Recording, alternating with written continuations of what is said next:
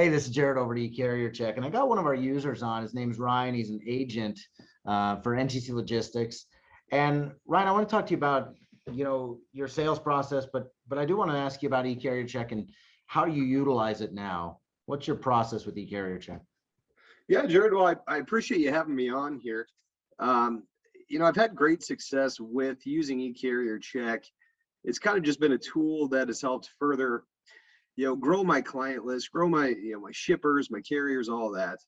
Um, with eCarrier Check, I've been able to find, names, client shippers that I probably wouldn't have otherwise been able to find just using, Google or Scrap or Rocket Reach, one of those alone, if that makes sense. Yeah, absolutely. How, from a standpoint of sales, you mentioned you've taken, some leads off of here, and you've turned them into clients. Talk to me about that process. What does a sales call look like? How are you communicating with them? Is there any social media involved, or are you, sticking to different communication platforms such as cell phone and things like that? Talk to me how you took a client from eCarrier Check over to, an actual client.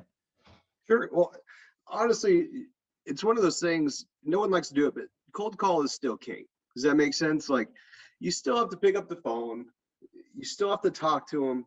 You need to build that relationship aspect with them, and you can't just always do that over text or over emails or things like that. So I still believe that the main thing I have to do, what works best for me, picking up the phone, reaching out and calling them. It could just be I'm the end of that generation, right? But it works best for me. But as far as the other aspects go, social media is huge. Um, you can connect on LinkedIn, and that helps a little bit more business aspect. But nowadays, as far as shoot, you could reach out on Twitter, Facebook, Instagram, stuff like that. Marketing's huge, so they like to see that you're kind of a well-rounded broker, agent, dispatcher, things like that. So you need to be able to touch these people on multiple different levels. Now, obviously, rejection comes along with cold calling. How, give me maybe some success stories and maybe some brutal stories that, as you're cold calling, tell me what you're saying. Are you leaving voicemails? Tell me how that sales cold call process works, because I get it. Rejection can be tough, but walk me through your process. Sure. So we've all had the brutal stories of, cold calls. The best thing about a cold call, and it took me a while to get over this hurdle. No one likes rejection, whether it's from a shipper, whether it's a girl you've been chasing forever, whether it's from a new job opportunity, whatever it may be. But it's one of those things. If you don't ask, you're never going to get it. The worst thing they can do is say no. If they say no, guess what? You're the same place you just were 20 minutes ago. So it doesn't matter anyways.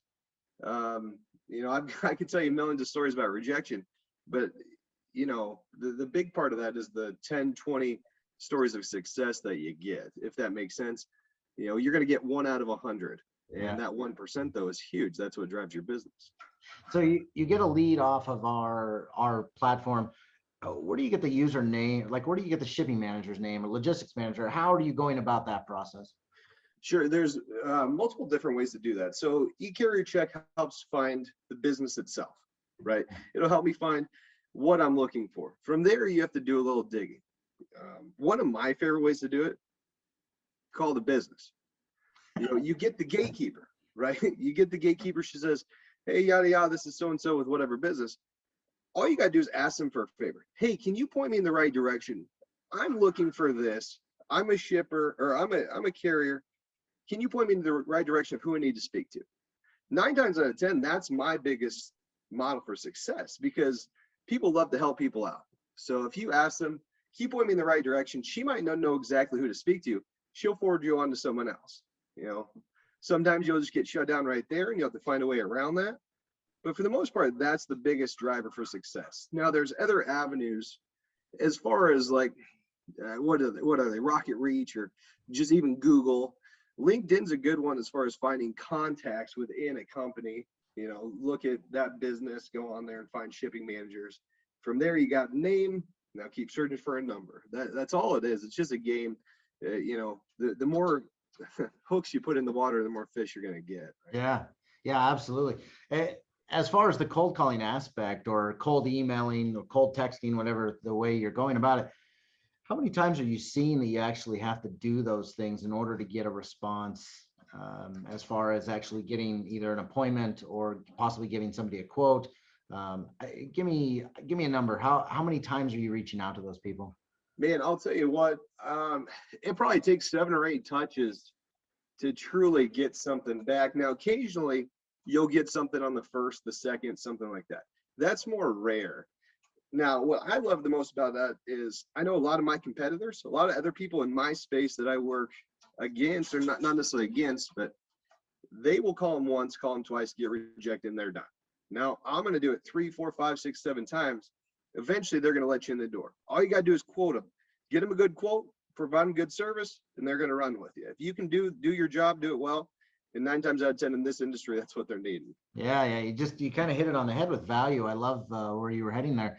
Tell me how you create or how you provide value for your clients now. Obviously you just took them from a lead to a client. You're still quoting. How do you provide value outside of just giving quotes? What is there, is there something that you're doing? Sure. Well, it's one of those things. Everyone's going to give you a price. Everyone's going to give you a truck.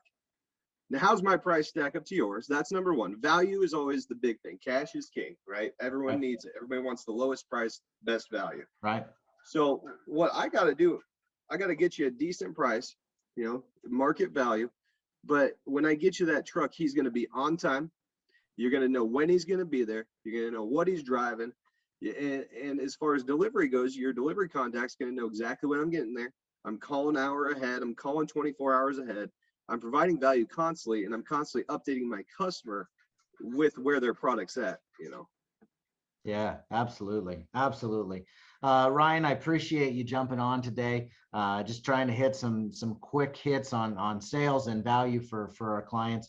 Appreciate your time, and we will touch base later. Ryan, you have a great day. Yeah, absolutely, Jared. I appreciate having me on, and I look forward to speaking to you again sometime.